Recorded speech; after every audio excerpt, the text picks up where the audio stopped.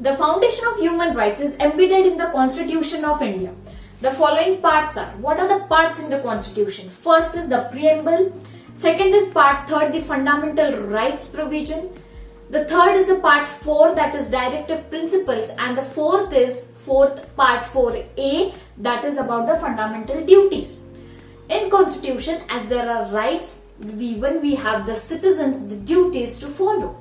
So let's discuss each one of them in detail. So let's begin with the first, that is the preamble. If you want, you can write down the bullet points as well. By listening to the word preamble, you know what do I remember? When I was in school, when there were school days, we used to say the preamble in our assembly. See, what does it consist of and what the words are important in the preamble. The Constitution of India begins with the preamble affirming its aims, objectives and the guiding principles. Preamble is the basic structure of the Constitution with the terms justice, social, economic and political, liberty of thought, expression, belief, faith and worship, equality of the status and of opportunity and to promote among them all, fraternity assuring the dignity of the individual and the unity and the integrity of the nation.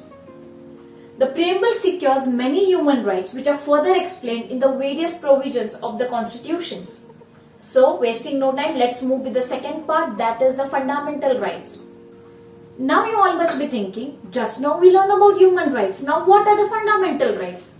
See guys, there is a thin line difference between the fundamental rights and the human rights, but fundamental rights are basically human rights. In Indian Constitution, the fundamental rights are mentioned in the part 3 and articles from 12 to 35. Major feature of the fundamental rights. How are the fundamental rights important? What are the basic features? So, they are enforceable by the higher courts in India. Secondly, Article 32 provides the rights to the aggrieved ones whose fundamental rights have been violated or denied to the petition the Supreme Court for the enforcement of the fundamental rights. The next comes is the Article 13, which evaluates the authority of the fundamental rights. It ensures that the state or the other competent authority do not make laws including the ordinances, orders, bylaws, rules, regulations, notification, customs or usages that contradicts or takes away or breaches the fundamental rights. Fundamental rights are mostly enforceable against the state and in some cases against the private persons.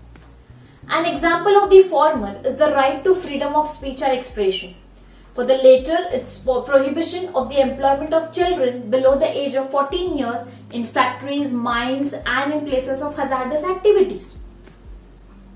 The term state includes the government, parliament, state legislature, district boards, panchayat, municipalities and other authorities of the organizations that are an instrument or agency of the state like the Indian Oil Limited, Karnataka State Road Transportation Authority, Delhi Jail Board and so on. Fundamental rights which are mentioned in the part 3 of the Indian Constitution, they are categorized as under. Now what are the fundamental rights? So, first right comes as right to equality, that is Article 14 to Article 18. The right to equality includes equality before law, the prohibition of the discrimination on the grounds of the religion, race, caste, sexual orientation, gender or gender identity and or the place of birth, equality of opportunity in matters of the employment, the abolition of untouchability and abolition of titles. The next is right to freedom. It is from Article 19 to 22. The right to freedom, it includes freedom of speech and expression, assembly, association or union or cooperatives, the movement, residence and right to practice any profession or occupation. The next comes is the right against exploitation, that is from Article 23 to Article 24. The right against exploitation, it prohibits all forms of the forced labor, child labor and trafficking of human beings, etc. Children under the age of 14, they are not allowed to work. Remember, you have this provision article in the Constitution. Right to freedom of religion, that is Article 25 to 28. The right to freedom of religion, it includes the freedom of conscience and free profession, practice and propagation of religion, freedom to manage religious affairs, freedom from certain taxes, and freedom from religious instructions in the certain educational institutions. Next comes is the cultural and the educational rights. Now that is Article 29 to Article 30. The cultural and the educational rights, they preserve the right of any section of the citizens to conserve their cultural language or script, and the right of minorities to establish and administer educational institutions of their choice. And the last is right to constitutional remedies, that is Article 32. The right to constitutional remedies is present for the enforcement of fundamental rights. Besides, the right to privacy is protected as an inherent part of the right to life and personal liberty under Article 21 and as part of the freedoms guaranteed by Part 3 of the Constitution.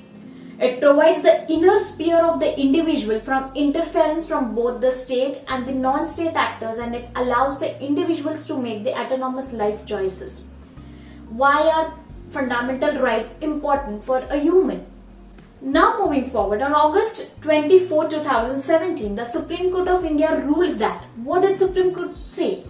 Right to privacy is an integral part of right to life and personal liberty, which is guaranteed in Article 21 of the Constitution.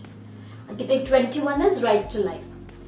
Now, Article 19 ensures the following freedom to all the citizens. Now, what are the freedom to us? We like when we have freedom, when anyone gives us freedom. So, what is Constitution giving us? Article 19 ensures the following freedoms of the citizens. What are they? The first is freedom of speech and expression. The second is freedom to assemble peacefully and without arms. The third is freedom to form association or unions.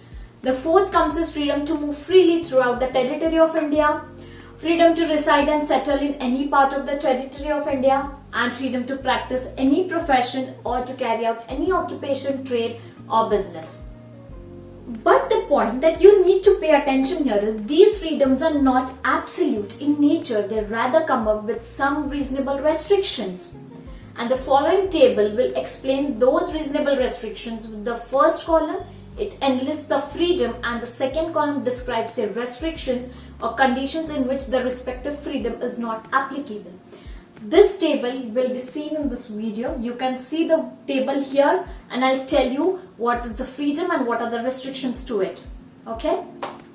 So here comes the first freedom, that is freedom of speech and expression. What's the restriction to it? Sovereignty and the integrity of India, or the security of the state, or friendly relations with the foreign state, or public order, or decency or morality, or contempt of court, or defamation, or incitement to an offense. This is the reasonable restriction for the freedom of speech and expression. Second is the freedom to assemble peacefully and without arms. What is the restriction? Sovereignty and integrity of India or public order. The third comes is freedom to form association or unions. What's the reasonable restriction to it? Sovereignty and integrity of India or public order or morality. The next is about the freedom to move freely throughout the territory of India and freedom to reside and settle in any part of territory of India. The restriction to it is interests of the general public or for the protection of the interest of any scheduled tribe.